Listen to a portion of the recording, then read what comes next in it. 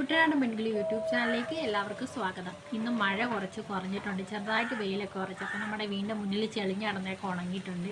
പിന്നെ വീടിൻ്റെ ജനലൊന്നും നമ്മൾ തുറക്കാതെ തന്നെ ഇട്ടിരിക്കുകയായിരുന്നു.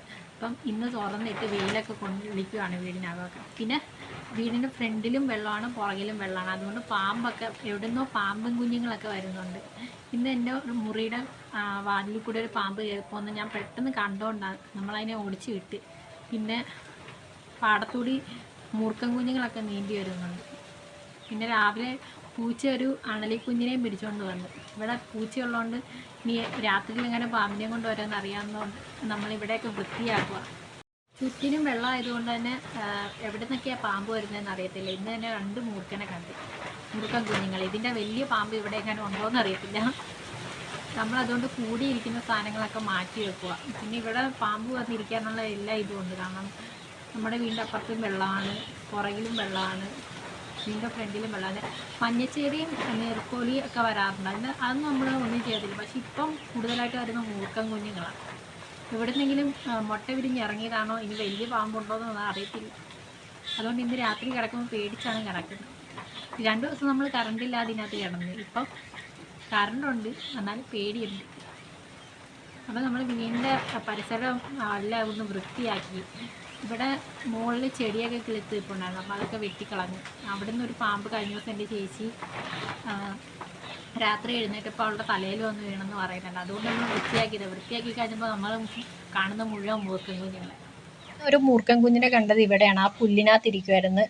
അമ്മ ചെന്നപ്പോഴേക്കും അത് പത്തി വിടർത്തി. പിന്നെ ഇതിനകത്തോട്ട് ഒരെണ്ണം കയറിപ്പോകുന്നുണ്ട്. ഇത് നമ്മുടെ വീടിൻ്റെ ഫ്രണ്ടിൽ നിന്ന് വെട്ടി വെച്ചിരിക്കുന്ന ചെടിയൊക്കെയാണ്. കാരണം ഇവിടേക്ക് ഇരുന്നാൽ കാണത്തില്ല. പിന്നെ ഈ പൂച്ചയെല്ലാം പിടിച്ചുകൊണ്ട് അണലിക്കുഞ്ഞുങ്ങളെയൊക്കെ പിടിച്ചുകൊണ്ട് വരുന്നുണ്ട്. പിന്നെ ഇന്ന് മൂർഖൻ വേറൊരെണ്ണത്തിനെ കണ്ടത് എൻ്റെ ഈ മുറിയുടെ വാതിലിൽ കൂടെ അങ്ങോട്ട് അകത്തോട്ട് കയറിപ്പോകുന്നത്. പിന്നെ ഇതിൻ്റെ താഴെയൊക്കെ കുറേ സാധനങ്ങൾ ഇരിപ്പുണ്ടായിരുന്നു. എല്ലാം നമ്മൾ ഇളക്കി. പിന്നെ ഇവിടെയുള്ള ചെടിയൊക്കെ ഉള്ള വെട്ടി വൃത്തിയാക്കി.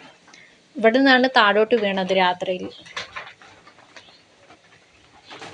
പിന്നെ വീടിൻ്റെ ഫ്രണ്ടൊക്കെ കുറച്ച് ഉണങ്ങിയിട്ടുണ്ട്. എന്നാലും മുഴുവൻ ഉണങ്ങിയെന്ന് പറയാൻ പറ്റത്തില്ല, ചെറുതായിട്ടൊക്കെ ഉണങ്ങിയിട്ടുണ്ട്.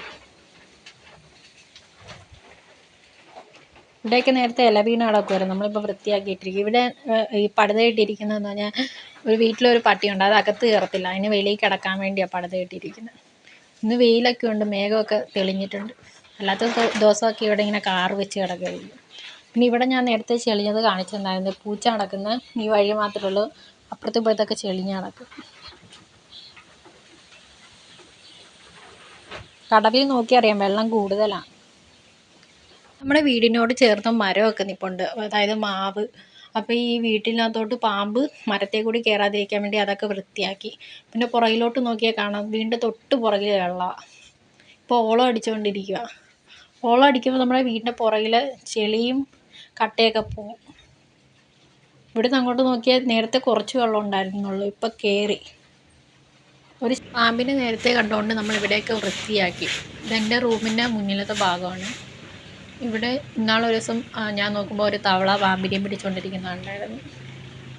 അതെനിക്ക് തോന്നുന്നു മഞ്ഞച്ചേരയാണെന്ന് തോന്നുന്നു. പക്ഷെ ഇപ്പോൾ നമ്മൾ കണ്ടത് മൂർഖനെയാണ്. പിന്നെ വീടിനകമൊക്കെ നമ്മളിപ്പോൾ തുറന്നു, ജനലൊക്കെ തുറന്നിട്ട്. നേരത്തെ ഇവിടെ എല്ലാം വെള്ളമായിരുന്നു. ഇവിടം വഴിയാണ് ഒരു പാമ്പ് കയറിപ്പോയി, മൂർഖൻ കുഞ്ഞ്. അതിനെ പിടിച്ച്.